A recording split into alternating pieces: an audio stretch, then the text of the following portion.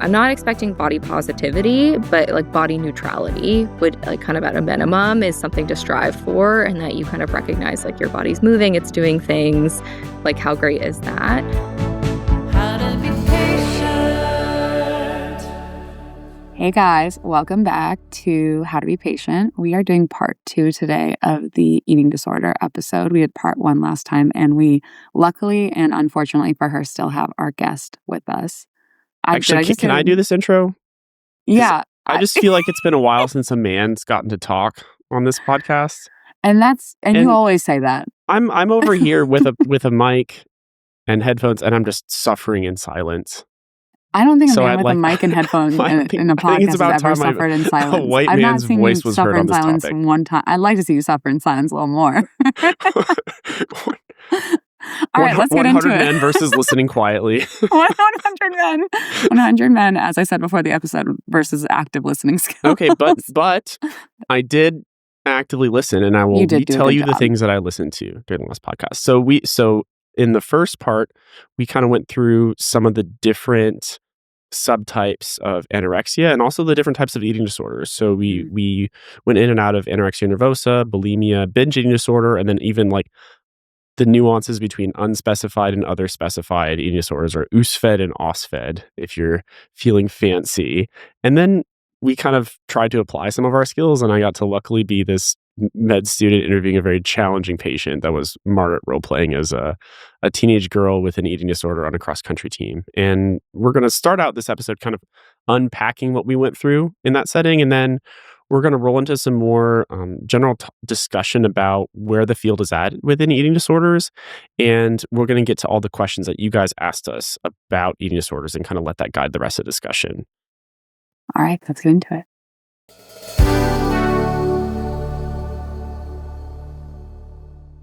So another thing that I really liked that you did, you kind of played into this like almost UWorld style vignette with the cross country and the almost like obsessive compulsive personality organization around school and friendships and other things, is the bring up the stress fracture too. So you were already getting into sequelae from this disorder. It kind of made me think of the female athlete triad, where you now have suppression of that like hypopituitary ovarian axis, and you're not producing estrogen anymore. And so I think the other thing that I was kind of slowly going to get towards that we didn't do, but would be to ask about menstruation, which, you know, as you know, coming from me is always the best, but I try to be thorough. I'm like famously. Yeah, the best person to ask you about menstruation is the mid-20s guy with a mustache and a beard who looks like he goes to the gym and probably had he looks really loyal. He looks so handsome. Yeah, I'm like, what's up? Yes. Any good menses lately, bro? Ladies, Nice. listen up. You got a heavy flow or a light flow? Ladies, when did whatever? It's chilled though. When did Miss Flo last visit? But it's funny. I was a cross country track guy in college, and we got that talk a lot.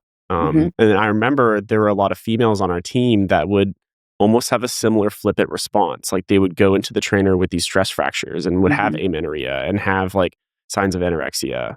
And so like that, this like prototype of a person you're describing, like I know people in real life that like the exact person is like coming up that went through a lot of these issues and felt the same way.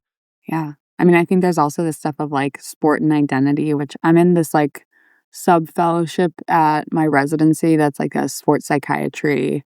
You read a bunch of articles and stuff and do a project. And one of the things we've talked a lot about is like REDS, which is like relative energy deficiency syndrome, which shows up and with the like female athlete triad, but even without eating disorder behaviors or purposeful things, just like underestimation of energy needs for female athletes.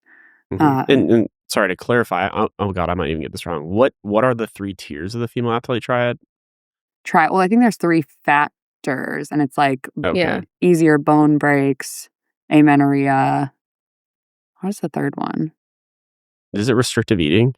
No, I think it's suppression of, like, I think it's like actual, with the amenorrhea, I thought it was like suppression of puberty. Yeah, like hormonal changes. We will. Don't quote me on that. We'll see. We need to come. We'll do another sports psychiatry. I need to review step 2 but material. I mean, it's all the sequelae basically of like an eating disorder in a lot of ways. It's like it's low energy availability, menstrual dysfunction, and low bone mineral density. So it's the thing that you're doing and then 2 symptoms. Like it's like okay, got it. What are the physical? One of the things we didn't get to is like, what are the physical things you guys would ask about for this patient presenting to your clinic? I'm not sure what you mean by physical, but like I think I'd be looking for things like Russell's sign, which I've never seen it in person, but it's like a classic, UWorld thing where you have like bruising or excoriations on the back of your knuckles. I'd be looking for things like lacunae, which are those like really thin hairs that are signs of like nutritional deficiency. I guess am I out like totally off here? No, you're not. You're not. Okay. You're not totally off. But here are the things that I would ask. Maybe amenorrhea, cold intolerance, like standing up and being dizzy, and syncope, things like that. Because they're not going to know if like they have tufts of hair. I guess I was pointing out like what I would look for. Oh yeah. In the physical exam rather than the review of systems. So I was kind of skipping a step there.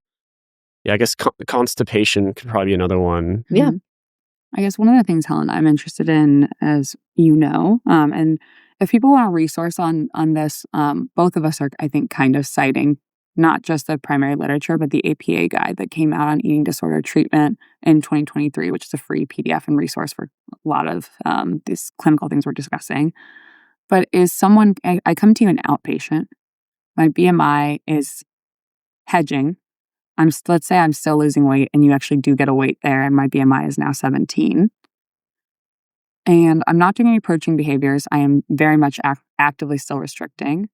How do you think about whether someone can stay outpatient or whether they are becoming medically dangerous enough that they need to have an emergent workup in the ED or check-in? I don't think that this person's necessarily there, but I think I also haven't given you enough information for you to know. Honestly, if they went from 18 to 17, that's emergency room for me. But you're looking for like the physical signs. So like, like blood pressure labs, like, and, looking at the APA guideline for who gets admitted.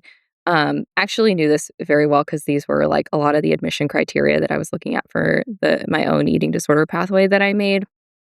But like, I would want a basic set of labs, and with that as well, like looking at like your renal function panel, but basic metabolic panel with a MAG and a FOS, and a CBC, EKG, things like that.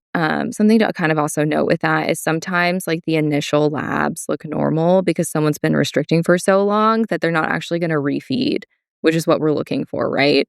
Like an alteration with the K, MAG, and FOS. And for people that aren't as versed in medicine, can you explain why K, MAG, and FOS are so important in refeeding syndrome? Or what even is refeeding syndrome? Yes, I can. So we have our cells in the body, right? And imagine they're like... I'm sad. Well, I mean, this is not my first time explaining this. Not her first cell rodeo. So we have cells in our body, and imagine that your cell is like a fish in a saltwater tank, right? Like we got osmosis going on. And so if we start taking the salt away from the water, the fish is going to start like getting smaller and smaller, and the water what will go out? You taking salt away, I guess more salt will go out the same from in the fish. tank, but the fish loses salt. The fish will lose some salt, right? So then, like over time, like similarly your cells, if you're not getting enough nutrition, like we're losing a lot of the electrolytes that we need to function, especially phosphate, right? Because ATP, you gotta cut that ATP and then, Powerhouse of the cell. Powerhouse of the cell, mitochondria. That's usually where people kind of come back in my explanation. They're like, I got this.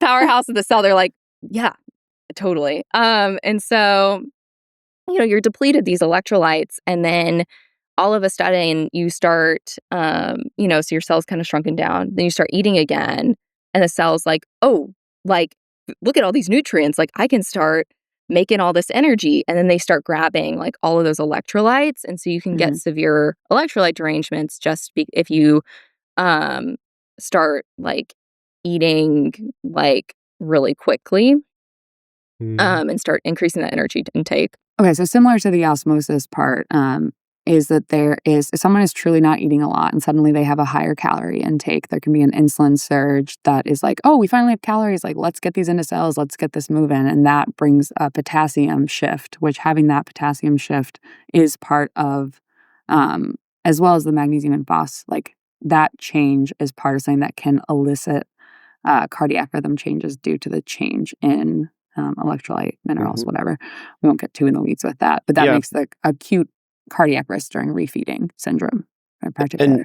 And I think it's one thing to say, like, acute cardiac risk or risk of arrhythmias, but the takeaway for people who are less medically versed listening to this is that refeeding syndrome can be deadly, and you can induce basically cardiac arrest by giving someone food too quickly and having their electrolytes become messed up. Which is why it's super important to have a dietitian on the team, because also, like, there's a lot of literature about this, and it used to be like we were really cautious with the amount of calories we would start these patients on. But we've actually realized you can actually start them pretty high, but it's better to kind of focus on like proteins and more like complex calories proteins and aminos at the beginning, and then you can start to introduce more carbs. BCAAs. And then you'll get a dry scoop of protein. And there's just a GNC attached to the unit. I don't eat protein like you guys do, so I feel like I do not relate to these protein scoops that you. I'm trying to get you to care about protein. No, anyway. I will never scoop a protein. Is there any evidence for drink. Creatine in refeeding? I have no idea. Something anyone has ever even looked into, because now I kind of like want to look into that. I mean, you get them to like the complex carbs pretty quickly and carbohydrates pretty quickly. And then also something I didn't talk about too, Maggie, is like low heart rate. Super common. And then that requires telemetry. I think the other thing is, like, again, depending on how long someone's had an eating disorder for, is that, like, if they're atrophied in the muscles in the rest of the body, they're also atrophied in the muscle of the heart sometimes, meaning can be volume overloaded, and that can be part of the refeeding in addition to arrhythmias of, like, swelling or heart failure due to multiple causes in terms of the derangement in electrolytes and the heart muscle atrophy. Yeah, which I think is important. There's a lot of medical sequelae of specifically like anorexia and restrictive eating disorders, but for like residents or medical professionals who are listening to this, like, do not give IV fluids, or if you do give IV fluids, give them really cautiously. Like PO is much better because you run a risk of cardiac overload. If they're very volume depleted, their heart may not be able to pump as well as someone else, and then you kind of run the risk also if they have a low albumin of third spacing, and just do it cautiously. Oh yeah, the best advice psychiatrists are medical doctors too. I'm a doctor too. That's what I say. Yeah. A gen surg resident once told me, if you ever can, always feed the gut, and I found that to be true in so many facets of medicine.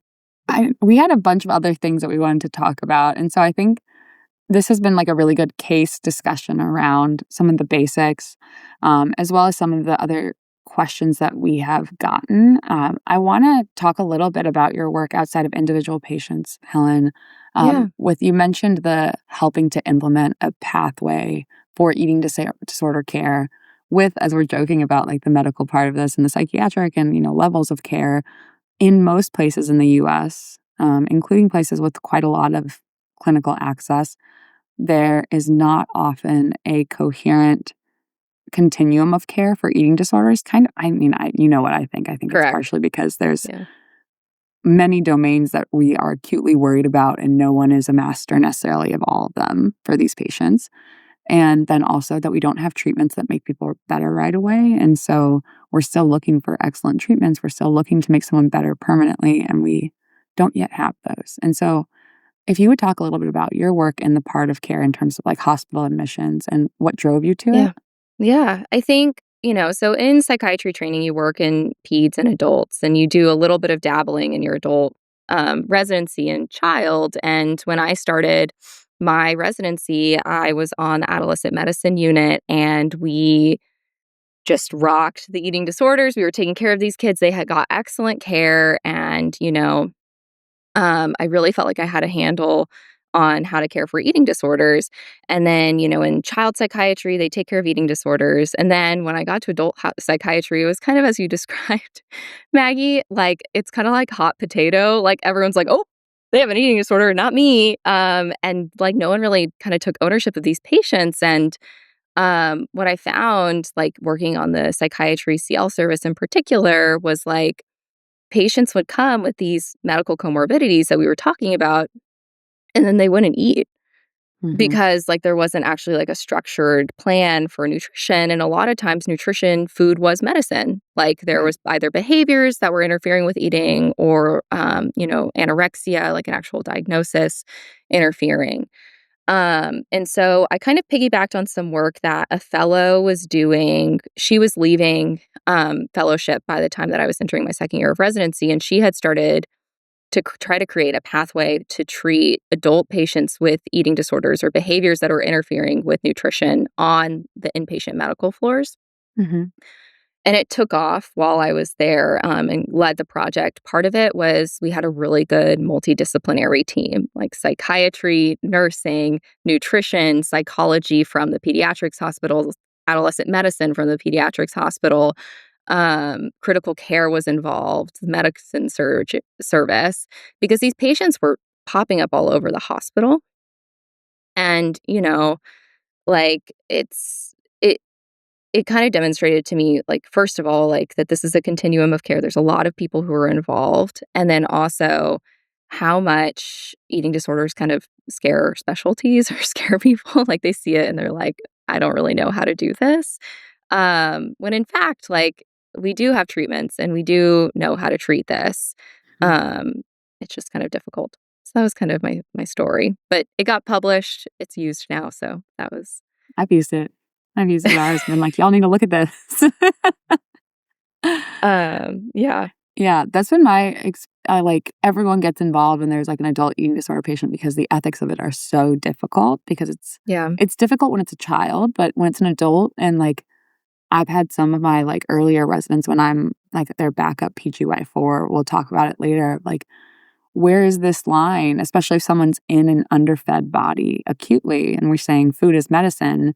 There's this question of like capacity, psychosis, like how rigid does this view need to be and out of line with reality for us to force food? And that's an ongoing difficult question. I think you're touching on something that's really important, and it's really difficult because, we talked about the egosyntonic nature of this disease, and that you can, in the way that we evaluate capacity as psychiatrists, right? Or any medical doctor can evaluate Applebaum capacity mentioned. with Applebaum's criteria, right? Is like that their decision is aligned with like prior values, right?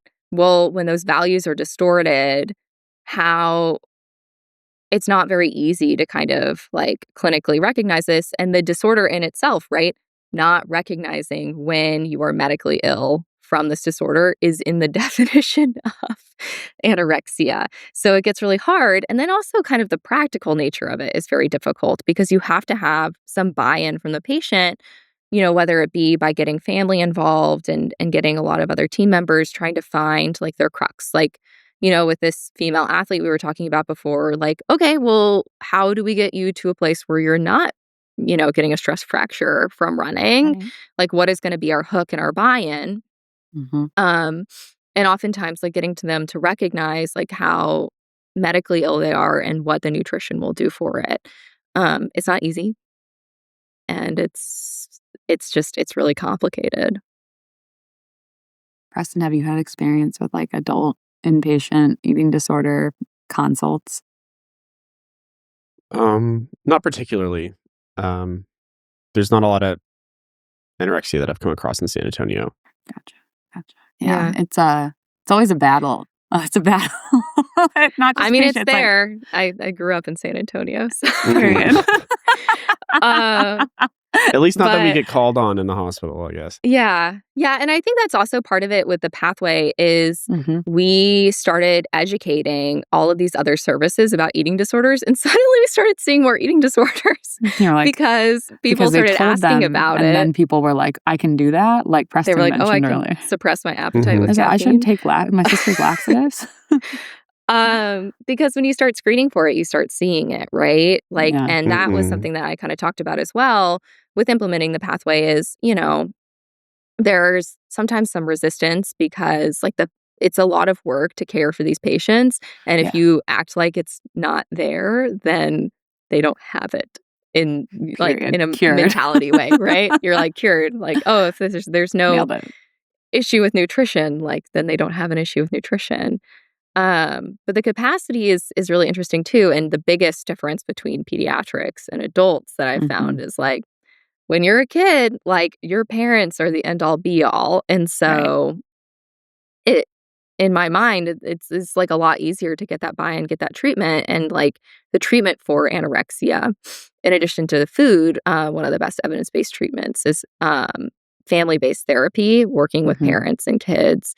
And then for anorexia, they try to kind of like delineate that to like relationship when you're older, but you really have to kind of lean on a lot of social supports, which is something that I don't know that adult psychiatry does as well as child psychiatry, is getting the family involved.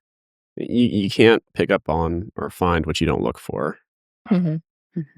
And the screening question with it. I think it's also like, where do we delineate normal behaviors, or like what's the normal amount for this to be disrupting, especially if you look into like idiocultures within like different sports, different age groups, different even like parts of society of how much is it normal to care or track these, like track calories or be restrictive or have more rigid food rules. Was there anything about the implementation process or designing it that surprised you? I think what surprised me, well, I guess a couple things. One is if you have like a clinical pathway, if you have ways to kind of like outline for teams and for patients, like this is the rules, especially early on in treatment, people do better with that. Like a lot of like psychiatry CL, they love to say is like managing distress of teams in addition to the patients. And when you have in CL. I know. They love to be like, that's the liaison part. Of it. They do love to say that. And I'm like, I don't want to have to manage another team's anxiety. I want to manage my own.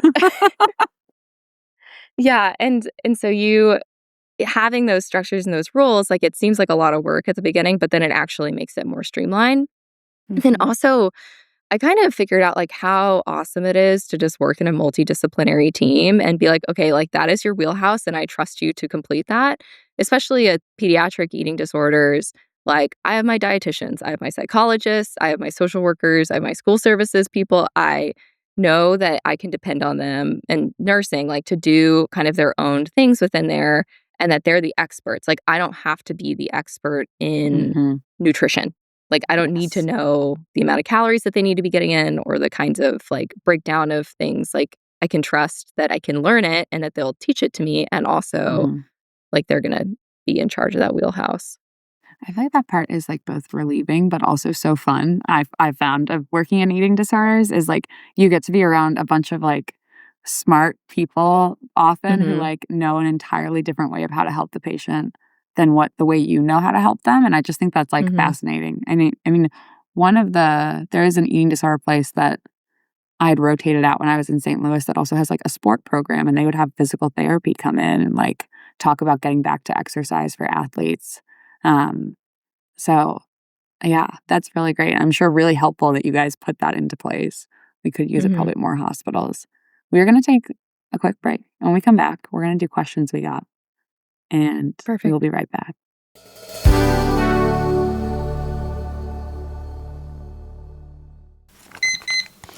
Hey, Preston, what does this sound remind you of? Oh, God, it makes me think about being on call. It's the pager. Okay, well, it's not my pager, but it is equally stressful and is the timer I use for studying. Oh, we got a Pomodoro queen over here. Do you know what has made studying less stressful, though? What? Now you know psych. You familiar? Am I familiar? I use Now You Know Psych for my in-training exams. Are we talking about the same thing? That excellent resource that has thousands of questions with associated flashcards, organized content in a user-friendly way? You use it for Prite. I'm using it for the board exams. But yes, we are talking about the same resource. We can use it for both? Ayo. Ready to take your exam prep to the next level? Go to nowyouknowpsych.com and enter the code BEPATIENT at checkout for 20% off. That's nowyouknowpsych.com. Hey, so I want to talk to you about this new podcast I think every clinician should be aware of. It's the Sepsis Spectrum from Sepsis Alliance, and it's done by this great critical care nurse, Nicole Kupchik. You may be asking, why are two psychiatrists talking about sepsis? But if you've spent any time in the hospital where psychiatrists or mental health practitioners go, you know that whenever someone's mental status is altered, we can be called. And not knowing the signs of sepsis, whether that's in the ICU, the ED, or other places in the hospital, can mean that we're missing things alongside the team for things that'll really impact our patients. Yeah, I mean, delirium comes on quick and fast, and you have to keep it on your differential. It's hit me on the inpatient psych floor. And even for nurses that work in mental health and don't think they're going to come across this stuff, it's going to come across you. So it's important just to keep it on your radar, and I think this is a great resource for it. So if you want, you can listen to the Sepsis Spectrum wherever you get your podcasts, or you can watch it on Sepsis Alliance's YouTube channel. To learn how you can earn free nursing CE credits just by listening, visit sepsispodcast.org. That's SEPSIS podcast.org for more information. Welcome back. We are going to speed run some questions. Knowing me, I won't do well at that, but we will try and be less nuanced and get through some of the questions we got asked. What she means to say is thank you for all of your thoughtful questions, and we're going to answer them to the best of our ability. Thoroughly, in a lengthy way. Mm-hmm. Okay. Here's one. How does an eating disorder affect someone's social life and social decisions? Okay, I was going to say rapid fire with that one. You know, depending on the eating disorder, but in like anorexia in particular, or honestly, a lot of them, like food kind of dominates your life and it's very self-centered. And so you kind of can pull back from a lot of social interactions. It's like almost like so, like for lack of a better word, like selfish and personal that then like relating to other peers can kind of be really difficult. And so kind of getting out of that shell and kind of focusing on external things is actually really helpful for recovery. One phrase that I've heard is like misery may love company, but eating disorders love competition. And it's like it changes. It can change how you view other people in these settings. I was reading this book called Life Without Ed. That's a great one. Yeah. So like Ed, ED stands for eating disorder, but like he's personified kind of as this voice inside the character's head throughout the novel. And one thing that like Ed would say to her is that while there's all these negative things and punishing things about like how you're ugly and you're fat and you'll be terrible if you eat this, but you would also say positive things in like almost like malicious sense. Like, look at you, you only ate a potato for lunch, but all these fat asses next to you, they all had cake, and you're better than them because of that. Or you get into an elevator and think, I'm the skinniest person in this elevator, therefore I'm better, or something like that. So there are ways that the eating disorder can feed concepts about yourself that are almost like unhealthy and maybe even a little grandiose. And maybe I'm probably using the wrong term. I can't think. I guess it is grandiosity that can also like affect who you choose to spend time with or hang out with. Yeah, I mean, I agree with both of what you guys said. I think also what we started with, that there's a cultural and identity part of eating and sharing food together that is, I think, pretty intrinsic to being human. And so when we can't engage in those, and in the example I think I gave, like the birthday cake one, we lose something embodied and something physical about connecting not just with ourselves, but with others around us, because we can't do this kind of very old human thing. So I think that impact, and depending on how severe the eating disorder is, severe meaning not weight, but like how intense and frequently it's getting in the way, can really disrupt a lot of life's like sweetest kind of dear moments. The most human thing you can do is share food with another person. Yeah. Like even in like movies when like you're showing that like one person doesn't trust another, like it's like a literary mechanism to like show trust and bonding. Like, here, I'll eat the cookie, then you eat the cookie. Like, look at us sharing this moment. It's like it's like the most primal way in which humans have like built communities through food, and then that whole piece is ripped out of it. Yeah. Yeah. It's very intimate, like sharing meals, and creates community. Helen, I think you had picked a question. I'm ready for all of the questions. I've got another one then. Okay, Preston, you go. What are your thoughts on the term terminal anorexia? This was from my sister's friend who's a psychologist from college. Hi, Lauren. Yeah, terminal anorexia. Helen, I want you to go for it first. Yeah. So I think to kind of put the term terminal anorexia into context with nuance, thank you, Margaret, Maggie, is that we need to also talk about two other terms, SEED and SEEN, which is severe and enduring eating disorder and severe and enduring anorexia nervosa.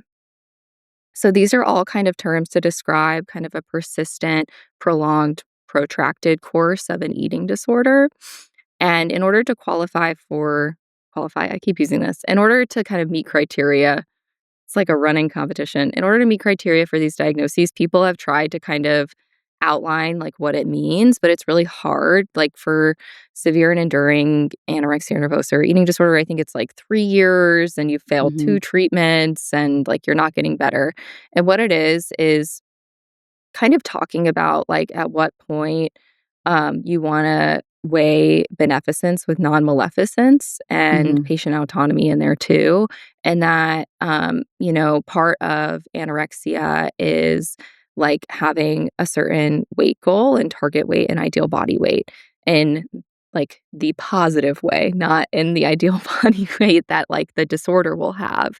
And getting better involves like getting back to that nutritional standpoint.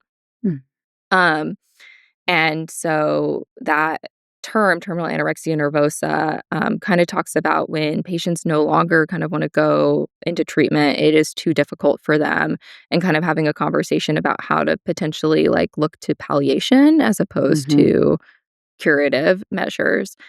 There's a lot of discourse about this, though, because what we do know is if you don't set those expectations, especially early on, like patients also aren't going to get better, right? And so you want to both balance like setting those expectations and setting, like aiming for recovery while also weighing like what is recovery doing for those patients and like what does that look like.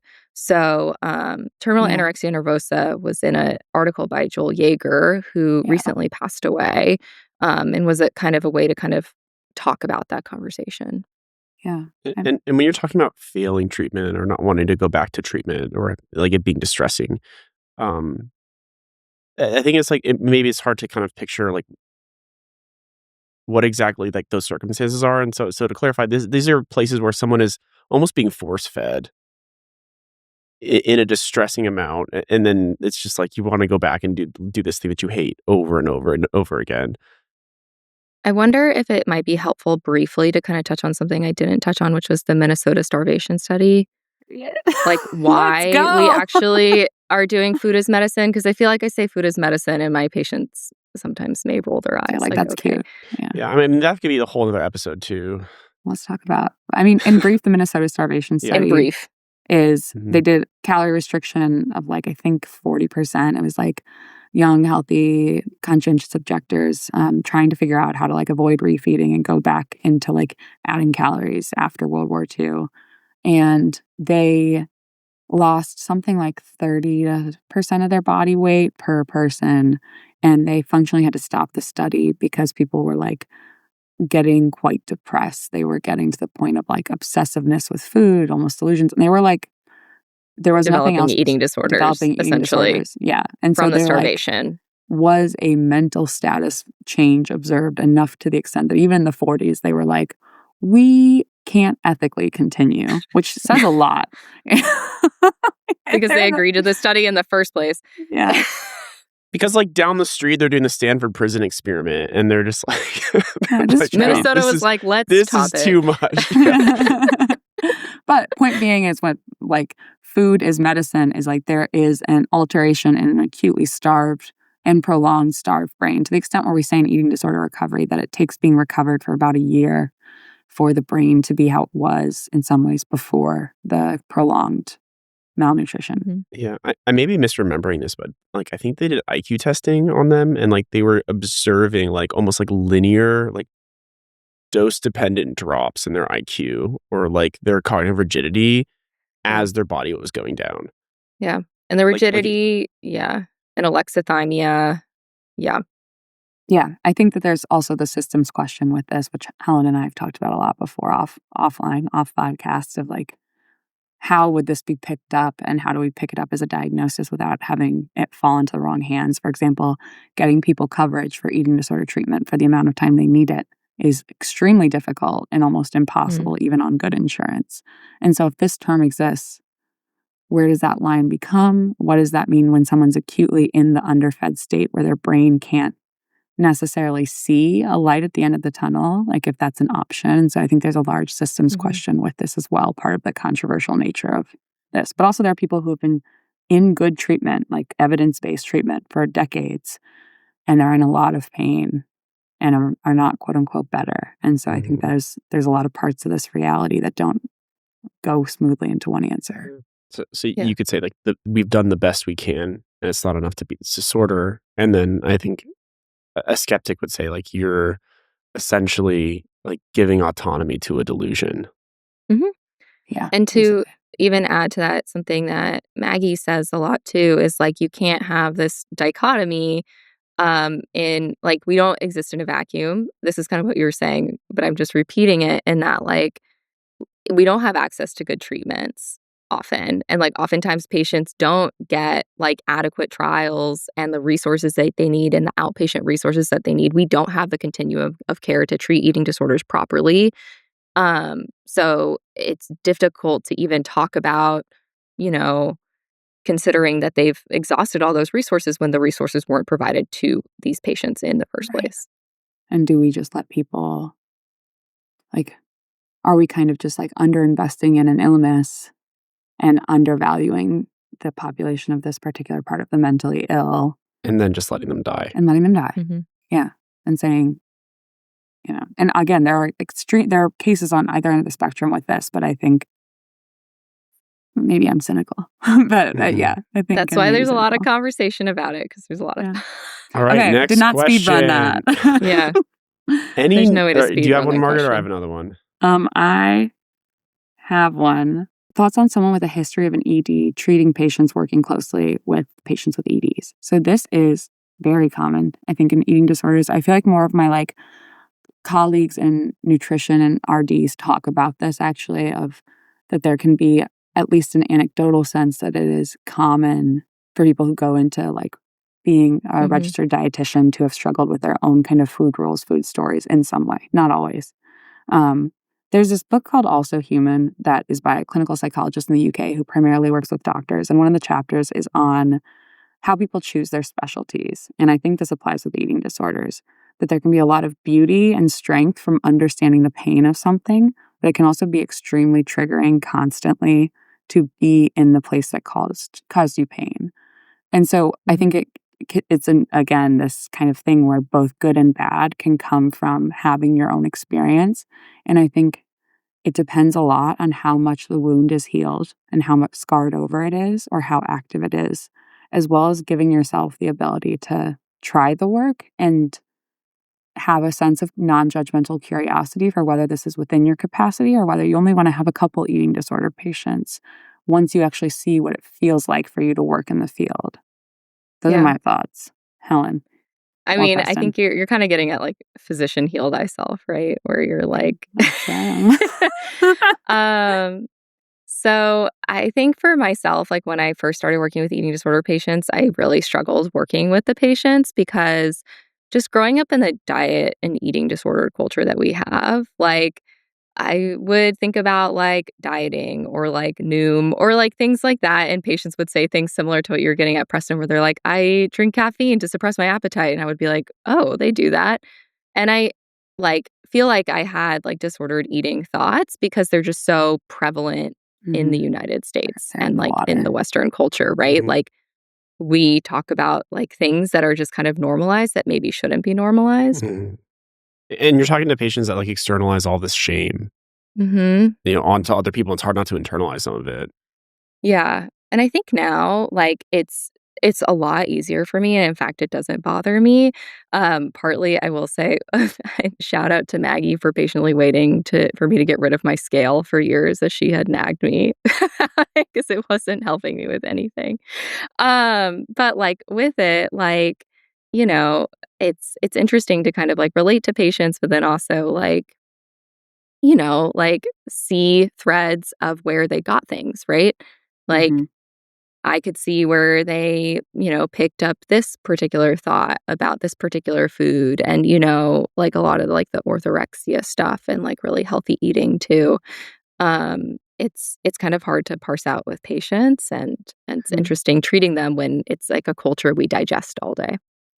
Nice choice of words. Yeah. Thank you. Yeah, I think also there's this the whole philosophy behind modern medicine, especially in the last 30 years, is um, you know, the mind body split, that the body is something that breaks down and dies and is to be controlled. And we all have this fantasy that we can do that as clinicians and make something change, which psychiatry pushes us to question often anyway. But then I think a lot of us get into med school by being people who pride ourselves on like being good at the marshmallow test and being like, I don't give in to my desires. I like can wait for gratification. I can go into a ton of debt. I'm just going to be this like good, wise, pure person. Even if we wouldn't say that, we value that and being in control, being able to get through like 24-hour shifts. And then you go into eating disorders, and that same philosophy will get reflected back to you through the eating disorder voice of like, well, I'm good when I follow the rules. Like, I'm good when I look the right way, when I do everything perfectly. And so I think to help a patient question that, we have to actually have an internal dialogue of that, which is Yeah. difficult. It's hard. I feel weird saying this, but like it takes a lot of skill and a lot of discipline to have that like level of disordered eating. And I've like some patients will say like this is the only thing I'm good at. And I'm really good Yeah. at this. Yeah. This is what gives me power in a lot of ways. And then, yeah, you have a reflective back to you and you're like, well, I'm like, my obsession with academia gives me power or working out or other things. And it might not be damaging my body, but damages me in other ways. You have to stare into the mirror a little bit. And I think where recovery comes in a lot of times when talking to patients like that too is like, what are ways that we can build self esteem that isn't external validation, right? Mm-hmm. That isn't like those things, those accolades, the things that, you know, like with the eating disorder, sometimes it's a little easier to be like, well, you're not going to get an award for this, right? Mm-hmm. But like, how do you build your own self esteem external of that, especially in medicine when like we get really good at taking tests and meeting the next level? Like, that's Mhm. how we get to where we are is we're just like really good at taking tests and then we're like really good at, So meeting fun. well in clinicals. And then, that external validation is like, really rewarding. And Mhm. then you realize that, in fact, your self esteem has to come from somewhere else. Well, controversial take number 2 today. Yeah.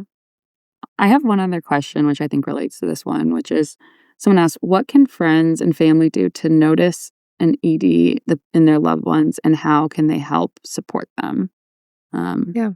I think beyond getting them to clinical care, let's say that they're subclinical and that it's more about like someone else asked, like, what do you think the impact of like skinny talk, which is Yeah.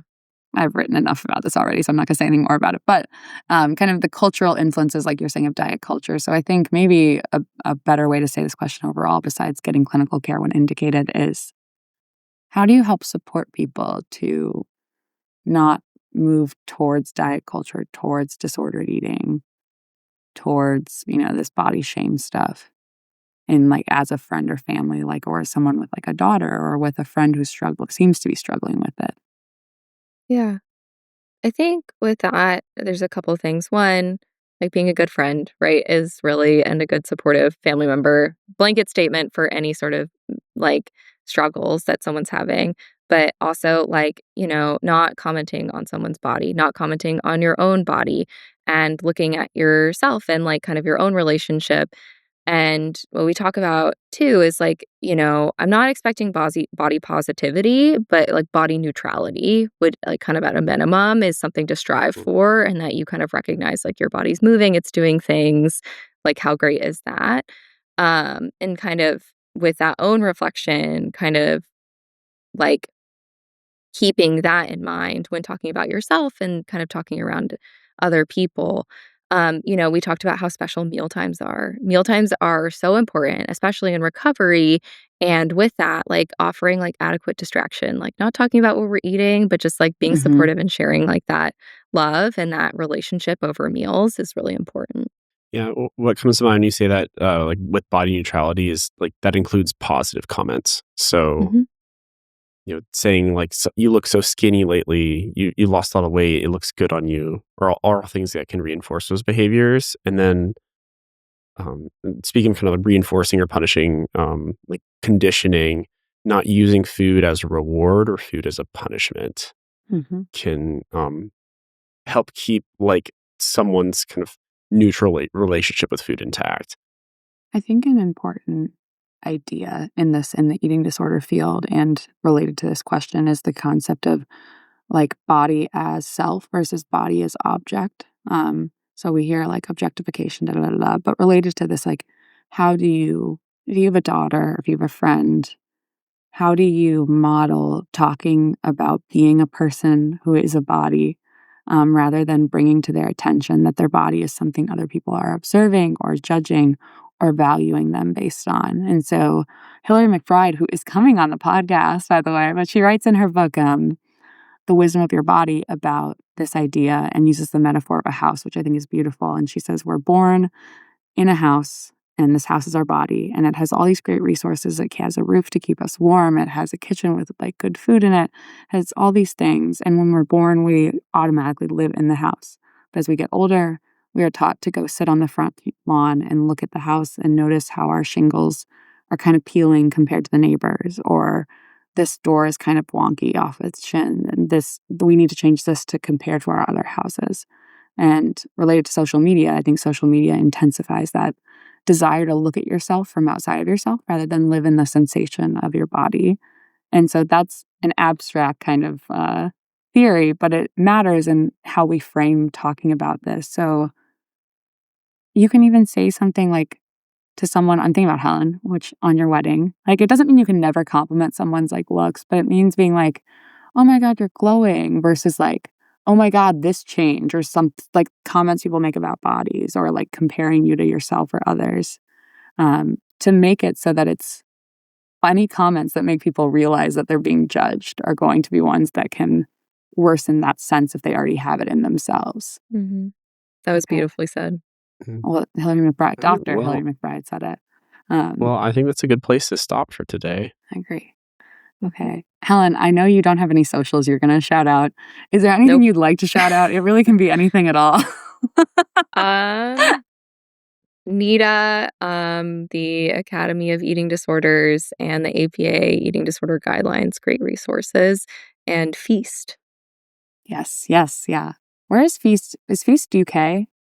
I think it's Australia. Oh, yeah, you're right. Nice. All of those are good places to get more information for patients, for yourself, for clinicians. All of them have different facing resources. Parents. So, parents, yes. Friends. Helen, it has been a delight to have you on the show, Dr. L. Thank you, guys. It's been lovely. I love listening to your podcast, so it's really exciting for me to be here.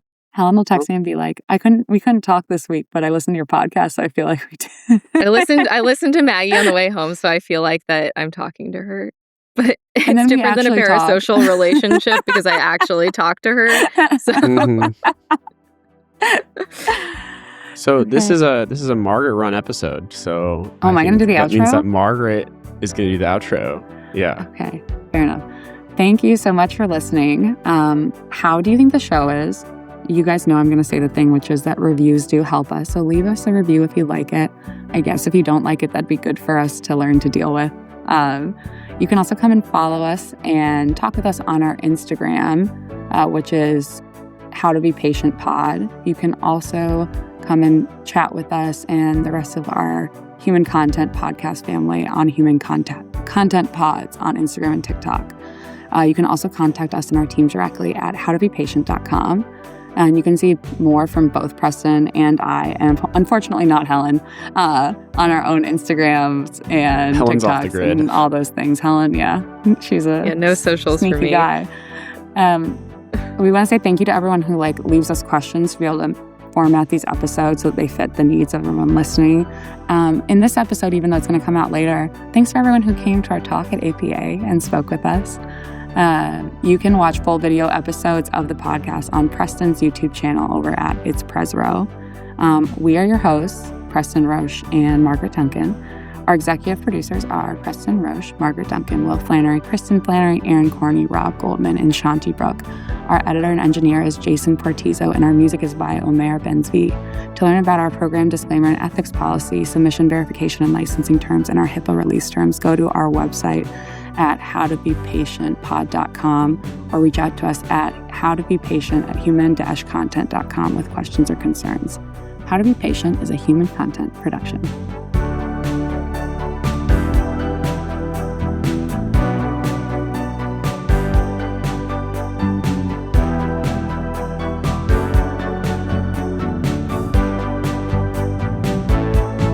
How to be patient. Thank you for watching. If you want to see more of us, or if you want to see, this is Lilac, she's my cat. She's going to be waving her hand at one of the floating boxes, which will lead to more episodes. Lilac, point to the other episodes.